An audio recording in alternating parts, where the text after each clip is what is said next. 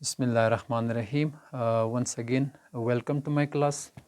Students, आज हमारा जो क्लास है C16 का है कि जिसमें हम पढ़ने जा रहे हैं टाइप्स ऑफ कंजंक्शंस, यानी कंजंक्शन के अक़साम कितने हैं और ये किस तरह के कामों में यानी वो अपनी किरदार अदा करते हैं। ठीक है, अच्छा, तो टाइप्स ऑफ कंजंक्शन को चेक करते हैं। There are 3 types of conjunctions, यानी जो कंजंक्शन की टाइप्स है वो है 3 किस्म के होते हैं। ठीक है, यानी वो उसमें हमारे पास एक है नंबर 1 कोऑर्डिनेटिंग कंजंक्शंस, और दूसरा है कोरिलेटिव कंजंक्शंस, और तीसरा जो है सब ऑर्डिनेटिंग कंजंक्शंस। तो इसको हम बारी बारी एग्जाम्पल के साथ सीखने की कोशिश करेंगे। So let's get start. The first one we have coordinating conjunctions. Okay, what type of conjunctions or these? ये किस किस्म के conjunctions होते हैं। ठीक है, अच्छा, इसके लिए एक एक्रोनिम इस्तेमाल किया जाता है कि जिसको हम फैन बॉयज़ कहते हैं। अब ये जो फैन बॉयज़ है इसमें FANBOYS ये हम इस्तेमाल करेंगे। F stands for, A stands for and, N stands for nor, B stands for but, O stands for or, Y stands for yet, and S stands for so।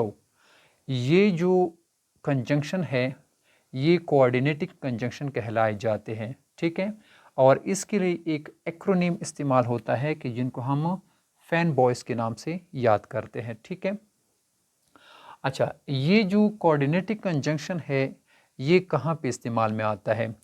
Coordinating conjunction हम जुमलों को, phrases को, clauses को अमूमन इसको इस्तेमाल करने में, यानी ये कोऑर्डिनेटिंग कंजंक्शन इस्तेमाल होते हैं कि जिसमें तकरीबन दोनों जुमलों का जो मतलब होता है वो एक जैसा आता है। ठीक है, जब दो जुमले, दो फ्रेजेस आप मिलाते हो, उसमें कोई तजाद ना हो, कोई कंपैरिजन ना हो, तो फिर आप यानी कोऑर्डिनेटिंग कंजंक्शन के थ्रू उन क्लॉजेस को, फ्रेजेस को मिलाते हैं। ठीक है, फॉर एग्जांपल एक जुमला मैंने दिया हुआ है, यू कैन प्ले गेम्स और वॉच टीवी, यानी मतलब यू कैन प्ले गेम्स यानी मतलब तुम गेम खेल सकते हो, और वॉच टीवी या टीवी देख सकते हो, यानी दोनों इन दोनों ऐसी एक्टिविटीज़ है कि जिनकी मीनिंग जो है, मानी जो होते हैं वो एक ज़ुमरे में आते हैं। ठीक है, एक जैसे होते हैं। ठीक है, यू कैन प्ले गेम्स, ये भी गेम जो खेलना होता है ये भी किस्म का फ़न होता है कि जिसमें बंदा लुत्फ़अंदोज़ होता है, मज़ा लेता है उस गेम से, उस एक्टिविटी से। और वॉच टीवी या टीवी देख सकते हो। ठीक है, तो टीवी देखना और फुटबॉल या कोई गेम खेलना ये तकरीबन सैर व तफरीह की एक्टिविटीज़ में आते हैं। ठीक है, तो इस किस्म के जुमलों को आपस में मिलाने के लिए हम इन यानी कोऑर्डिनेटिंग कंजंक्शंस को इस्तेमाल करते हैं। ठीक है, फॉर एग्जांपल एक और जुमला भी हम बोल सकते हैं। अगर आप बोले कि यू कैन ड्रिंक वाटर और मिल्क, ठीक है, या तो तुम पानी पी सकते हो या जो है आप दूध भी पी सकते हो। इन दोनों की मीनिंग एक ही जुमरे में आते हैं। नेक्स्ट हमारे पास है दूसरे नंबर पे कोरिलेटिव कंजंक्शन। ये कोरिलेटिव जो है, कोरिलेटिव कंजंक्शंस जो है ज़्यादातर यानी ये जो होते हैं ये फेयर में आते हैं। ठीक है, जोड़ में आते हैं, पेयर में आते हैं। फॉर एग्जांपल ईदर और, दोनों का मतलब है या। ठीक है, या तो ये या वो, इस तरह। नीदर और नॉर, इसको आइदर भी बोला जाता है, इसको नाइदर भी आप प्रोनाउंस कर सकते हो। ठीक है, लेकिन ईदर और, या तो ये या वो, इस तरह जो आप बताते हो, या तो आप स्कूल जाएंगे या आप बाजार जाएंगे। ठीक है, मतलब ये होता है नीदर नॉर, ना ये मुझे चाहिए ना वो चाहिए, ना मैंने लिखना है ना मैंने पढ़ना है, ना मैंने काम करना है ना स्कूल जाना है, ना मैंने बाजार जाना है, वगैरह इस तरह के आते हैं। बुत एंड, ये भी, ये क्योंकि ये पेयर में आते हैं, ये भी कंजंक्शन, ये भी पेयर में आते हैं, ये भी पेयर में, जोड़ में आते हैं। ठीक है, बुत एंड। फॉर एग्जांपल अगर आप कहें कि मैं जुमले मैंने इधर पे मिसाल दिए हुए, पहले इसको चेक करते हैं। Not only but also, not only but also, as as, so that, rather than, क्योंकि ये पेयर में आते हैं, जोड़ में आते हैं। फॉर एग्जांपल ये भी एक, ये फेयर है, ठीक है, ये भी फेयर है, ये भी फेयर है, ये भी पेयर है, साथ में ये भी फेयर है, ये भी सॉरी ये भी पेयर है, और ये वाला ये भी फेयर में आते हैं, जोड़ों में आते हैं।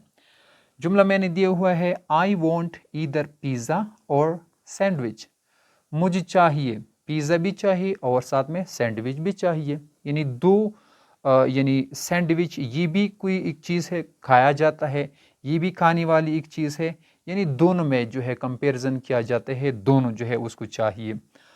I want both the fan and book, मुझे दोनों चाहिए, पेन भी चाहिए और साथ में बुक भी चाहिए। तो ये हमारे साथ तक कोरिलेटिव कंजंक्शन इस तरह आते हैं। नेक्स्ट हमारे तीसरे नंबर पे है सब ऑर्डिनेटिंग कंजंक्शन। सब ऑर्डिनेटिंग कंजंक्शन जो है ये ऑर्डिनेट करता है, ठीक है, ये भी तकरीबन जो है डिपेंडेंट इंडिपेंडेंट क्लासेस को आपस में मिलाते हैं। यानी आपका एक क्लास डिपेंडेंट क्लास होनी चाहिए, ये एक इंडिपेंडेंट होनी चाहिए। डिपेंडेंट क्लास उसे कहते हैं जो अपने लिए मानी जो है सेंस कंप्लीट नहीं कर पाता, उसके लिए यानी इंडिपेंडेंट क्लास भी चाहिए होती है, ठीक है। डिपेंडेंट क्लास उसे कहते हैं कि जो अपने आप को पूरा वाज़ेह ना कर पाए, ठीक है, यानी एक ऐसा जुमला कि जो मीनिंग पूरा ना दे सके, यानी उसके लिए एक अलग सा क्लास भी चाहिए जो उसकी मीनिंग को पूरा करने में उसकी मदद करेगी, जिसको हम मेन क्लास कहते हैं, ठीक है। तो उसके लिए हमारे पास after, then, because, until, unless, if, therefore, while, though, in order that, before, etc. ऐसे बहुत सारे होते, ठीक है। अच्छा, एक एग्जाम्पल अगर हम दें यहाँ पे, एग्जाम्पल देते हैं, I was not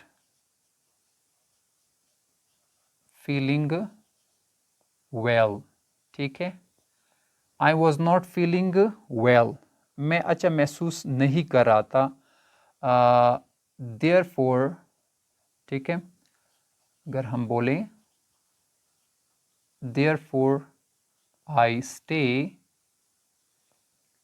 at home, यानी मैं अच्छा महसूस नहीं कर रहा था इसलिए मैं अपने घर पे रहा। तो ऐसे बहुत सारे आप जुमलों को मिला सकते हैं, ऐसे जुमले कि जो एक इंडिपेंडेंट हो दूसरा डिपेंडेंट हो, एक इंडिपेंडेंट हो दूसरा डिपेंडेंट हो। डिपेंडेंट जुमला वो होता है कि जो अपने लिए मानी पूरा ना कर सके और अपनी मानी को पूरा करने के लिए, अपनी मीनिंग को पूरा करने के लिए एक उसे मेन क्लास चाहिए, ठीक है। तो इस किस्म के जुमलों को मिलाने के लिए हम कोऑर्डिनेटिंग कंजंक्शन इस्तेमाल करते हैं। उम्मीद है क्लास आपको पसंद आ गया हुआ होगा। इस तरह की मज़ीद क्लासेस को देखने के लिए हमारे साथ जुड़िए रहेगा। तब तक के लिए अल्लाह हाफिज़।